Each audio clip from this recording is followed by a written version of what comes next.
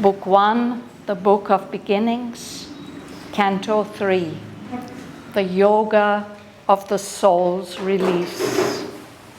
These are the experiences of King Asvapati, who will become the human father of Savitri. And these are the early stages of his sadhana. But already he's having amazing experiences, and he has felt the influence of the supreme wisdom, of the mother's power of discernment and discrimination. And now we're reading about how the goddess of inspiration helps him. So I'm going to read onwards from line 619 on page 39. A traveler between summit and abyss, she joined the distant ends, the viewless deeps, or streaked along the roads of heaven and hell, pursuing all knowledge like a questing hound. A reporter and scribe of hidden wisdom talk, her shining minutes of celestial speech passed through the masked office of the occult mind, transmitting gave to prophet and to seer the inspired body of the mystic truth. A recorder of the inquiry of the gods, spokesman of the silent seeings of the Supreme, she brought immortal words to mortal men. Above the reason's brilliant, slender curve, released like radiant air dimming a moon, broad spaces of a vision without line or limit swam into his spirit's ken. Oceans of being met his voyaging soul, calling to infinite discovery. Timeless domains of joy and absolute power stretched out, surrounded by the eternal hush. The ways that lead to endless happiness ran like dream smiles through meditating vasts. Disclosed, stood up in a gold moment's blaze, white sun steps in the pathless infinite. Along a naked curve in bornless self, the points that run through the closed heart of things shadowed the indeterminable line that carries the everlasting through the years. The magician order of the cosmic mind, coercing the freedom of infinity with the stark array of nature's symbol facts, facts and life's incessant signals of event, transmuted chance recurrences into laws, a chaos of signs into a universe. Out of the rich wonders and the intricate worlds of the spirit's dance, with matter as its mask, the balance of the world's design grew clear.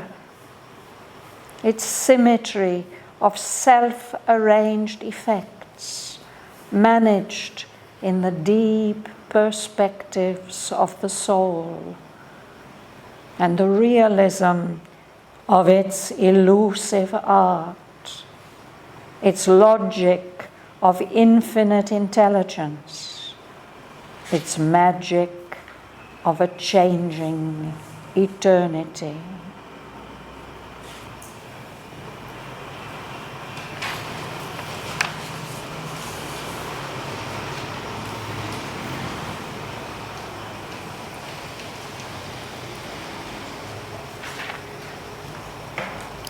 You will begin, Suresh.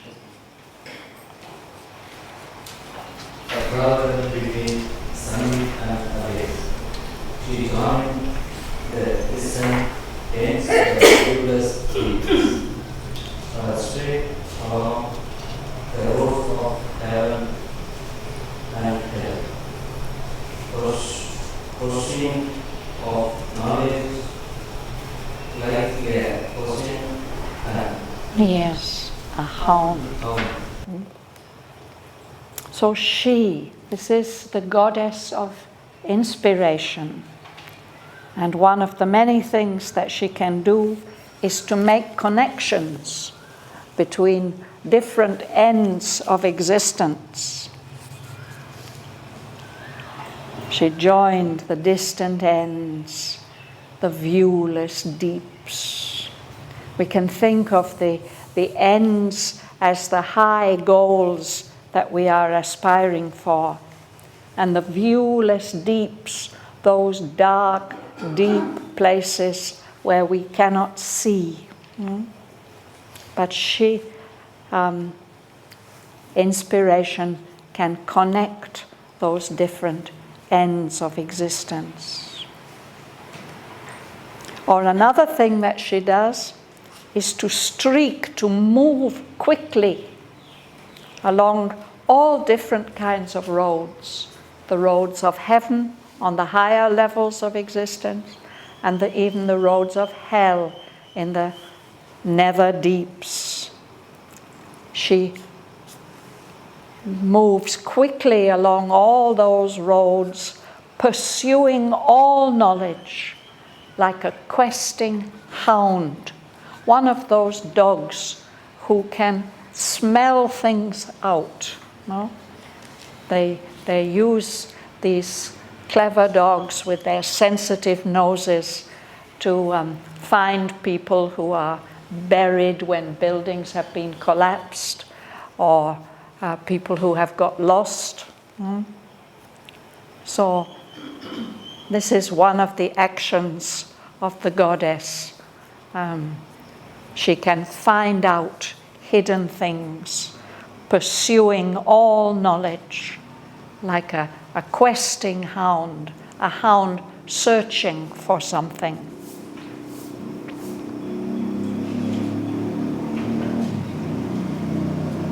Howard, would you read? A reporter and scribe of hidden wisdom taught, the shining minutes of celestial speech, passed through the masked office of the occult mind, transmitting, gave to prophet and to seer, the inspired body of the mystic truth. So these lines and the next sentence, they make her seem like a kind of secretary, sitting in on meetings and reporting what is said and decided. A reporter, she makes reports, and she's a scribe. She writes down hidden wisdom talk, conversations that are going on behind the veil among enlightened beings. And she keeps minutes of the meetings. If you have a committee, there will be somebody who's noting down the decisions and keeping a record of what was said and decided. Those are called minutes. But these are not boring official papers. These are shining minutes of celestial speech, of things that are spoken in heaven on the higher levels of consciousness. And these records that she keeps get passed through the masked office, the disguised office, the hidden office of the occult mind. It means not our surface mind, but the deep inner mind. It transmits that knowledge to prophets and to seers, to enlightened beings who are in touch with those higher levels. She passes on to them the inspired body of the mystic truth. The mystic truth expressed in a form full of inspiration and truth knowledge.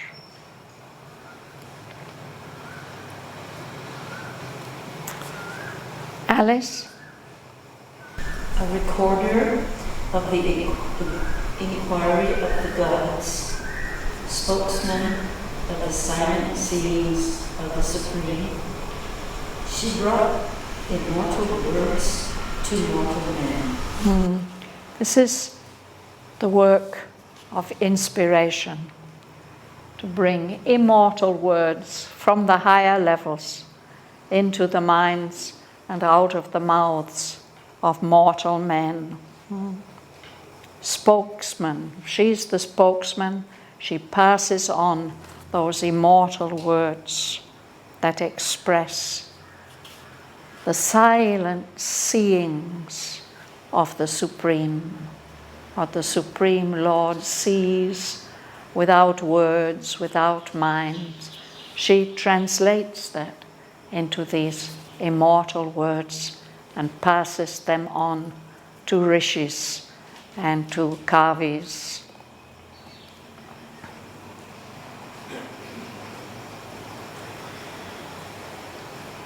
Sarojini. About reasons, brilliance, slender, broad, evidence, light, religion, air, examining, the moon,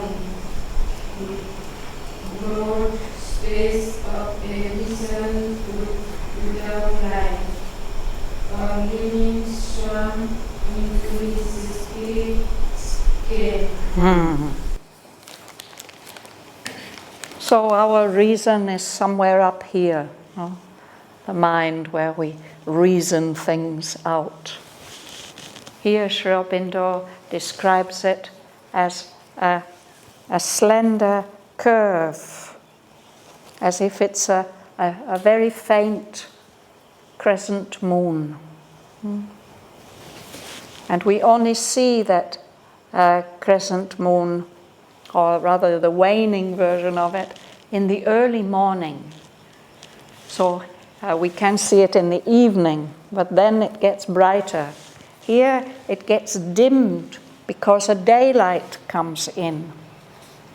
Radiant air is released, and the moon of reason gets dimmed, it grows faint. Aswapati sees as if a wonderful daylight sky has opened up in front of him. Broad spaces of a vision without line or limit. vast, bright spaces above this little moon of the reason. These bright spaces full of knowledge swim into his spirit's ken. Our ken is it's our field of knowledge, what we know. We use the expression, we say that something is beyond our ken, something that we can't know or that we don't know. So those vast spaces without line or limit swam into his ken. He becomes aware of them and all that they hold. Mila.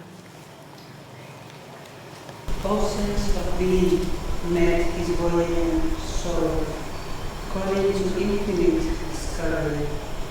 Timeless domains of joy and absolute power, stretched out, surrounded by the eternal past. The ways that reach to endless happiness run like clean smiles through meditating vast. Disclosed stood up in an old moment's place, white sun steps in the pathless emptiness. So we can think that this is describing those broad spaces which are unlimited. There are these oceans of being. Always an ocean is something very vast. You can't see the shore. It's something almost limitless. Oceans of being, of possibilities of existence, met Asvapati's voyaging soul as he travels through those spaces. And they are inviting him to travel further and further and further, calling him to infinite discovery. He becomes aware of domains beyond the limit of time, timeless domains, realms, countries, worlds of joy and of absolute power. They stretch out endlessly without line or limit, and all around them is the eternal hush, the eternal silence. And he sees paths, ways, leading to endless happiness. And these ways, as he sees them stretching out before him, they look like smiles, dream smiles. And they are stretching out and running through vastnesses, meditating vasts.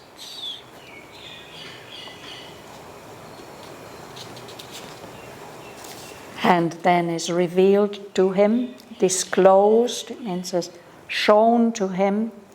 He sees standing up in a gold moment's blaze.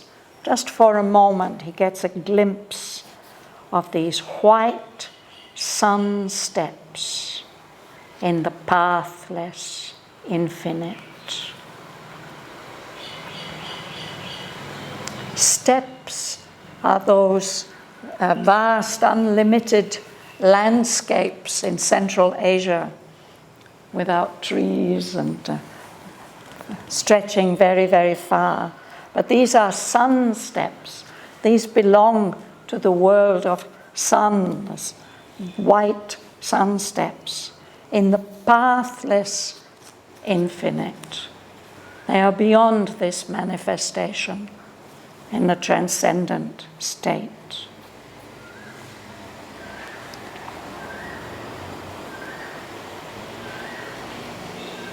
Gentleman at the back, would you read? Alone and naked color in boneless silk. The points that run through the disclosed heart of things.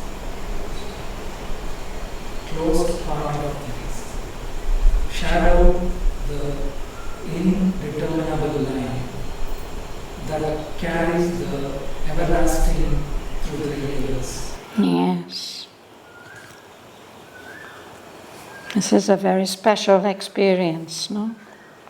Along a naked curve in bornless self. Bornless, again, it means without any limit. There's no border. So he's seeing in the self, in himself, and in the one self, a kind of edge or curve, and it's marked by points.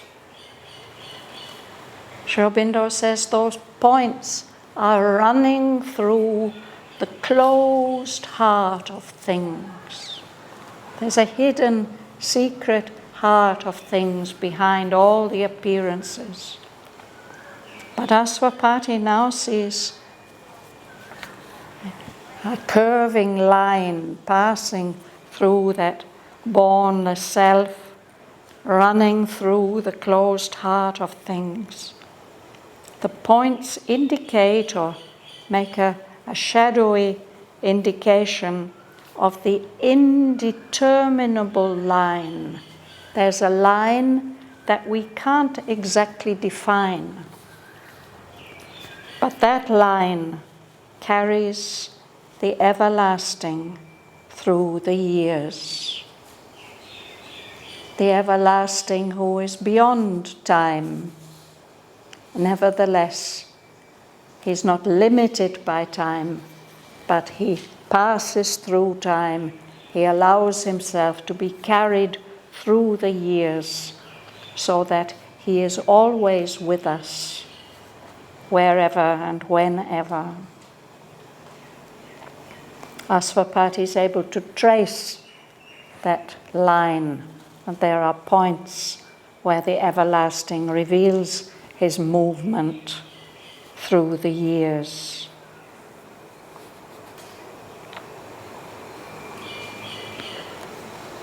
Here it is given as self as with capital S, no? So his self is finding it out. This is bornless self. This is the supreme self, the self that is pervading everything. Unlimited self.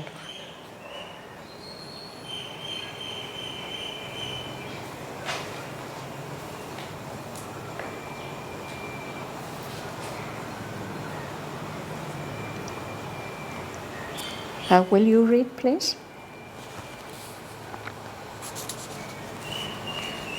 The infusion order of the cosmic mind, coalescing the freedom of infinity with the stark array of nature's symbol facts and life's incessant signal of events, transmuted chance, recurrence into laws, a chaos of science into the universe. So he sees this also, how the cosmic mind magically brings order into all this freedom of the transcendence. It coerces, it disciplines the freedom of infinity, of the transcendent state, into or using the stark array of nature's symbol facts. In the manifestation, nature uses time and space and individual beings, and she arranges them according to her laws in a stark array, arranges them. She uses life's incessant signals of event. Things are always happening, endlessly happening.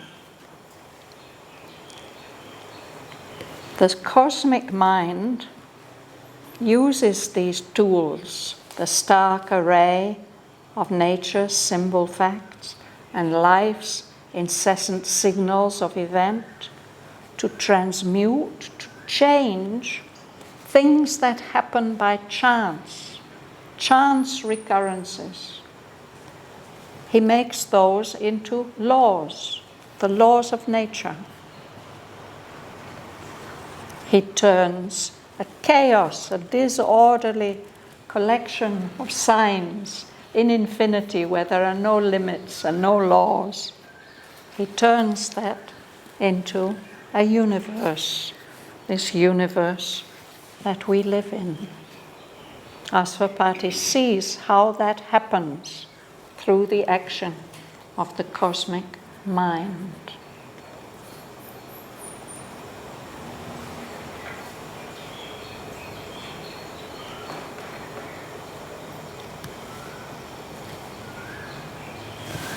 Will you read? Out of the rich wonders and the intricate worlds of the spirit's dance with matter as its mask, the balance of the world's design grew clear.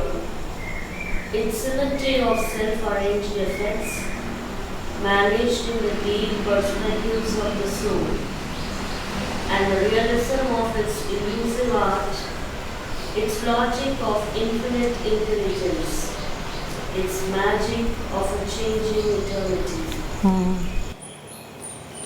So now he sees it as a dance, spirit dancing, but using matter, the matter that makes up our universe, to mask itself. There are dances like that, no, where the dancers wear masks. So here the dancer is spirit. And this dance of spirit is very complex, intricate. The rich wonders and intricate worlds. We have worlds in our ear, these rounded forms. These are whorls. So we may see whorls in shells, for example. But here it's describing the movement of spirit's dance with matter as its mask. Asvapati can watch all that, and to him the balance of the world's design grew clear. He could see the relationship of things and the harmony that is there in that dance. There's a symmetry. Symmetry is when, faces are a bit symmetrical. No, we have two eyes and two ears, and the lips match each other, and this is a kind of symmetry when we divide something and the two sides reflect each other. So there's a kind of symmetry, of harmony and balance in the self-arranged effects of this dance of spirit. And all these effects and this symmetry and harmony and order are managed in the deep perspectives of the soul. It's not a flat design. It's a design in many dimensions, balancing each other. The deep perspectives of the soul. It uses realism, but its art is also elusive. It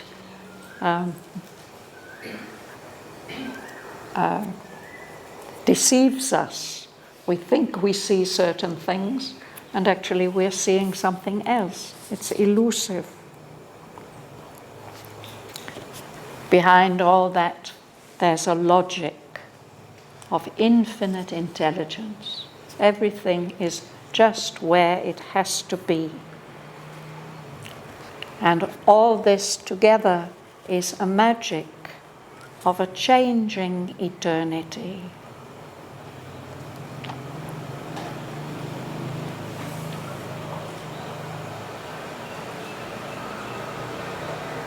I remember a talk of the mother in which she expressed that as the spirit moves through infinity and eternity, it is completely undetermined. No? It is totally free. It can do anything it wants. And all its experiences are new and fresh and unexpected. Here Aurobindo is describing how that transcendent state gets fixed and ordered into a harmonious universe where things are more predictable, not totally predictable, never totally predictable. The unexpected can always happen, but there's a certain kind of order. And this has been produced, he says here, by the cosmic mind organizing things.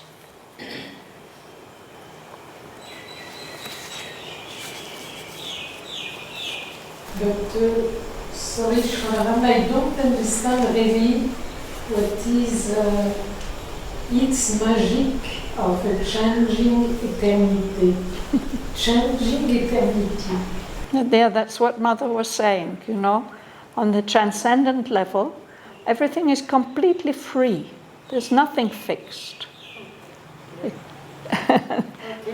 There's no limit to all the potentialities that can be expressed and experienced. You got it? Yeah. I'm sorry. What is the origin of the freedom of infinity? Sorry? What is there? The origin of the infinity, the freedom of infinity? He's shocking us with this word, you know, but he wants us to see the difference between that total freedom and without any determinism in the transcendent state, and how in the manifestation, in the creation, in the universe, that total freedom gets expressed in a kind of order. So he uses this word coercion, of getting hold of that freedom and forcing it to work in a particular way.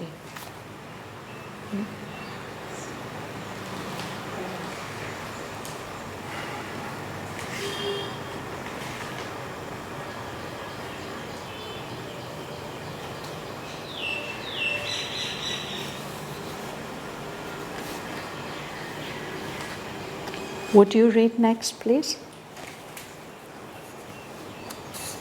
A glimpse was caught of things forever unknown. The letters stood out of the unmoving world. In the immutable, nameless origin was seen emerging as from fathomless seas, the trail of the ideas that made the world. And, sown in the black earth of nature's trance, the seed of the spirit's blind and huge desire, from which the tree of cosmos was conceived, and spread its magic arms through a dream of space. I think these are all separate experiences. No? He's getting now a glimpse of things that are forever unknown, that the mind can never know or grasp. He sees standing out the letters of the unmoving word.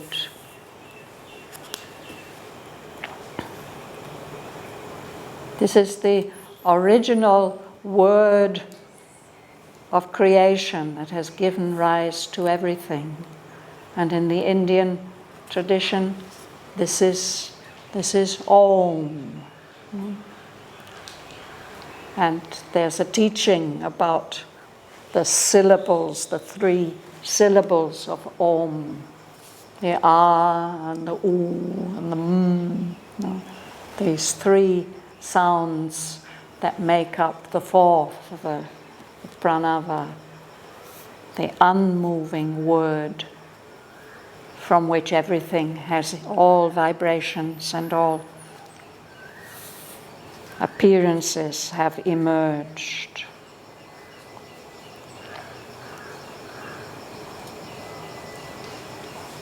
Perhaps this is at the highest level. And then we come down a step and he sees the unchangeable, nameless origin, the beginning of everything. But he sees emerging in that origin as if coming out of deep seas, fathomless seas, immensely deep seas. He sees a trail of ideas with a capital I.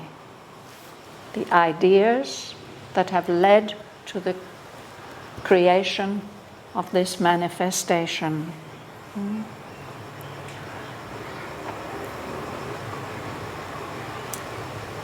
And then he sees a seed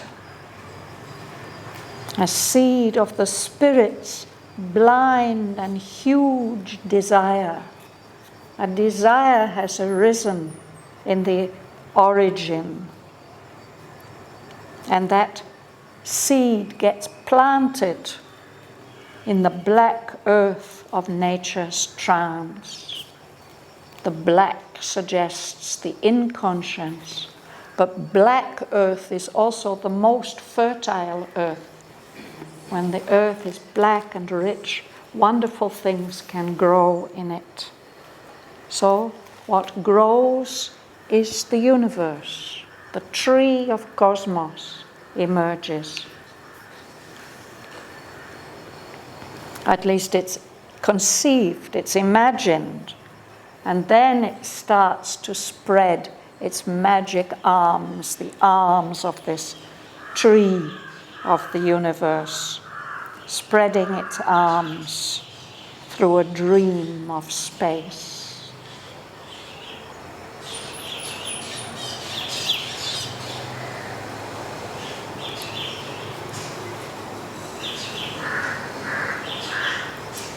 Kamala?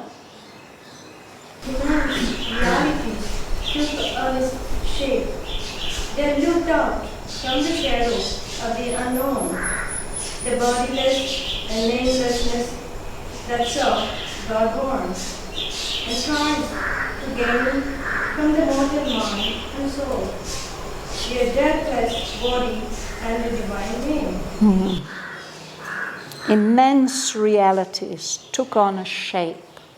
These are realities that we can hardly imagine, we can't imagine. But Aurobindo is saying that for Asvapati, these things, these immense realities took on a form. He was able to envision them. And he gives us a list. The list continues to line 695. We'll just start with the first things on the list. Looking out from the shadow of the unknown reality, he sees, he glimpses something without a body, without a name. That bodiless namelessness was there before God was born, before what we think of as the divine took shape. There was that bodiless namelessness. Asvapati glimpses that, and he sees that that bodiless namelessness tries to gain from the mortal's mind and soul a deathless body, and a divine name.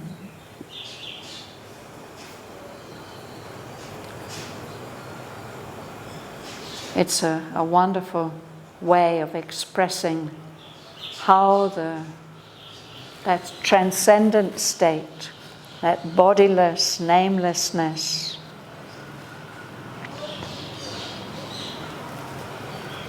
in individual beings here in the manifestation wants to gain a body, an immortal body, and a name, a divine name. This is the destiny of all individuals in this manifestation, if the process is fulfilled. There will be deathless bodies and a divine name in which that bodiless namelessness will be able to express itself.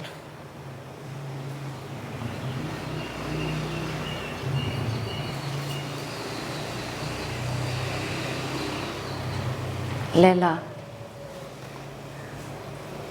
The immobile lips, the great surreal wings, the visage masked by superconscient sleep,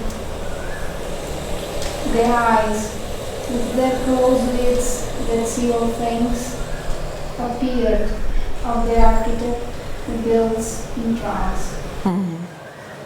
So this is another immense reality that he sees. There's a being, an architect who has envisioned all this. He builds in a state of trance. So he doesn't speak. The lips are immobile. It's like one of those wonderful Buddha statues that we see, of complete trance. Immobile lips. This being has wings, vast wings, surreal wings. There's a face masked by superconscient sleep, a trance of superconscience.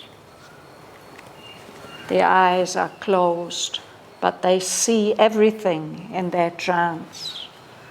That architect in his trance is seeing, envisioning everything that will be built in the manifestation.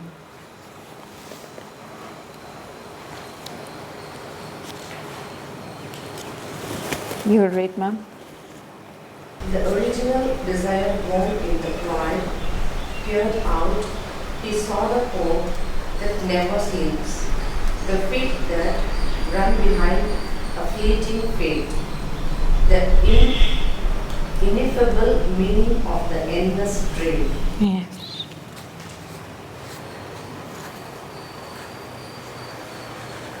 The original desire that woke up in the emptiness of non-existence.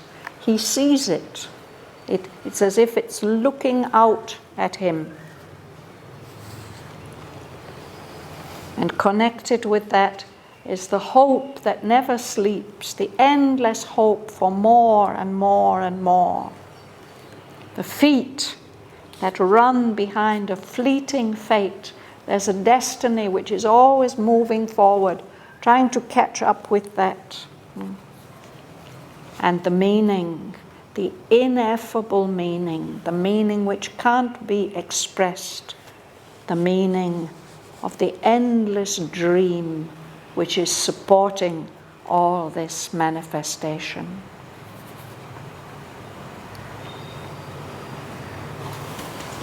You will read, Devan? Hardly for a moment glimpsed viewless to mind, as if a torch held by a forward God. The radiant world of the everlasting truth glimmered like faint star bordering the night. Above the golden Oman's shimmering bridge. Yes, this is a very, very significant sentence. He sees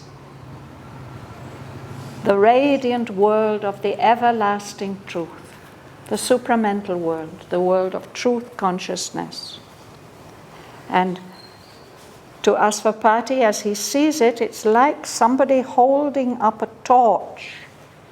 He sees that the light of that torch glimmering, giving off a faint light, like a faint star, bordering the night, above the golden Overmind's shimmering ridge. So it's as if he sees the border, the mountains, the horizon of Overmind, the world of the gods.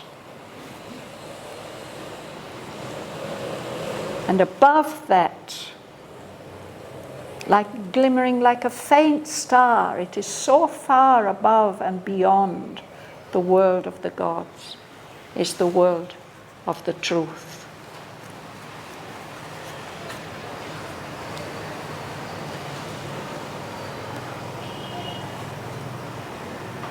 Joel.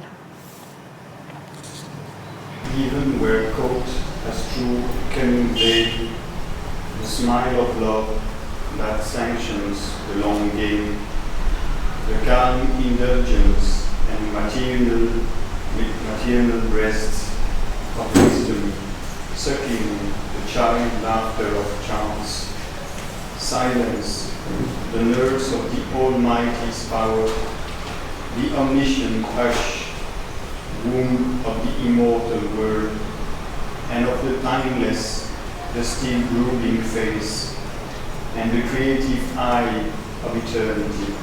Yes. So these realities also take on a shape, so that he's able to see, as if through a veil, a very cleverly made veil, he can see the smile of the Supreme Mother, the smile of love that says yes to all this long game, this playing out.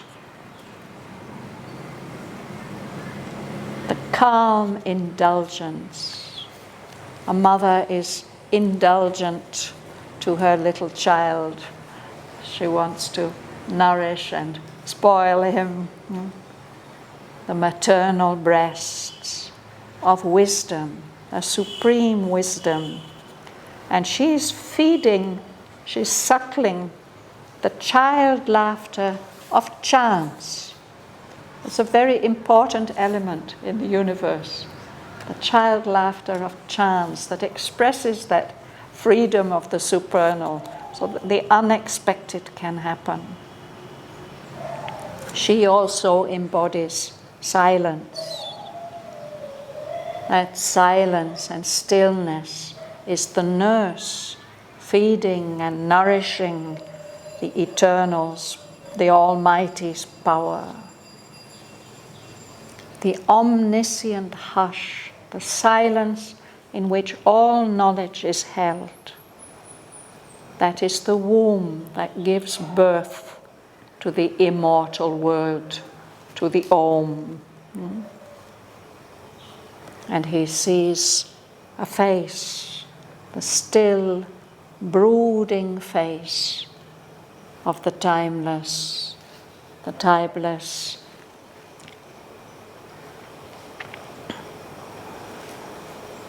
Holding within himself all the possibilities of time. And he sees the creative eye of eternity.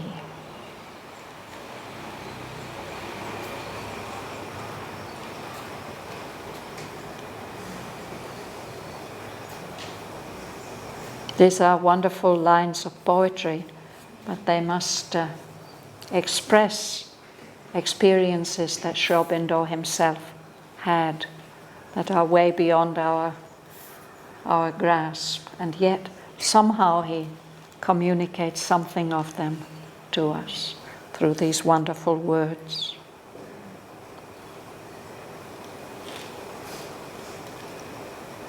We'll stop there for today.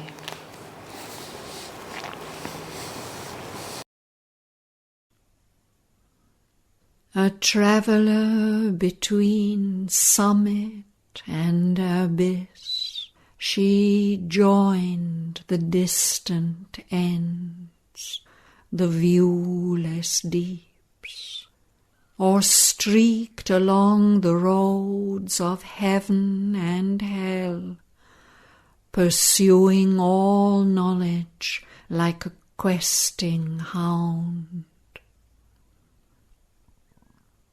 A reporter and scribe of hidden wisdom talk, her shining minutes of celestial speech passed through the masked office of the occult mind, transmitting, gave to prophet and to seer the inspired body of the mystic truth.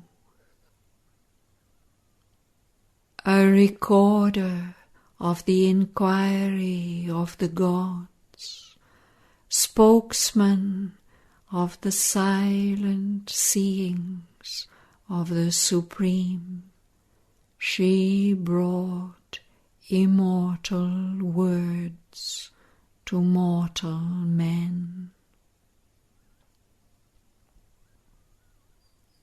Above the reason's brilliant, slender curve, released like radiant air dimming a moon, broad spaces of a vision without line or limit swam into his spirit's ken. Oceans of being met his voyaging soul, calling to infinite discovery. Timeless domains of joy and absolute power stretched out, surrounded by the eternal hush. The ways that lead to endless happiness ran like dream smiles through meditating vasts. Disclosed stood up in a gold moment's blaze, white sun steps in the pathless infinite. Along a naked curve in bournless self, the points that run through the closed heart of things shadowed the indeterminable line that carries the everlasting through the years.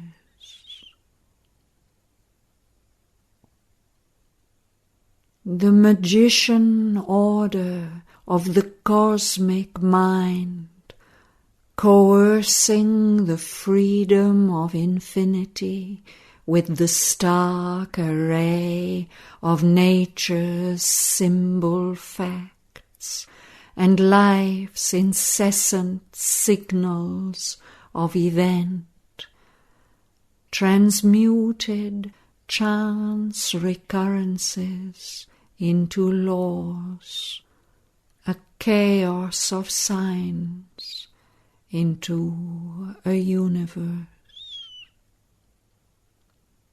Out of the rich wonders and the intricate whirls of the spirit's dance with matter as its mask, the balance of the world's design grew clear, its symmetry of self-arranged effects managed in the deep perspectives of the soul, and the realism of its elusive art, its logic of infinite intelligence, its magic of a changing eternity.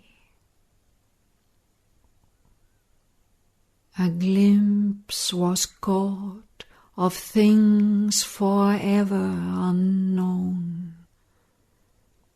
The letters stood out of the unmoving word. In the immutable, nameless origin was seen emerging as from fathomless seas the trail of the ideas that made the world, and sown in the black earth of nature's trance, the seed of the spirit's blind and huge desire, from which the tree of cosmos was conceived and spread its magic arms through a dream of space. Immense realities took on a shape. There looked out from the shadow of the unknown the bodiless namelessness that saw God born and tries to gain from the mortal's mind and soul a deathless body and a divine name. The immobile lips, the great surreal wings, the visage masked by superconscious sleep, the eyes with their closed lids that see all things, appeared of the architect who builds in trance. The original desire born in the void peered out. He saw the hope that never sleeps, the feet that run behind a fleeting fate, the ineffable meaning of the endless dream. Hardly for a moment glimpsed, viewless to mind, as if a torch held by a power of God, the radiant world of the everlasting truth glimmered like a faint star bordering the night, above the golden overmind's shimmering ridge. Even were caught, as through a cunning veil, the smile of love that sanctions the long game, the calm indulgence and maternal breasts of wisdom suckling the child laughter of chance. Silence, the nurse of the Almighty's power, the omniscient hush, womb of the immortal Word, and of the timeless, the still brooding face, and the creative eye of eternity.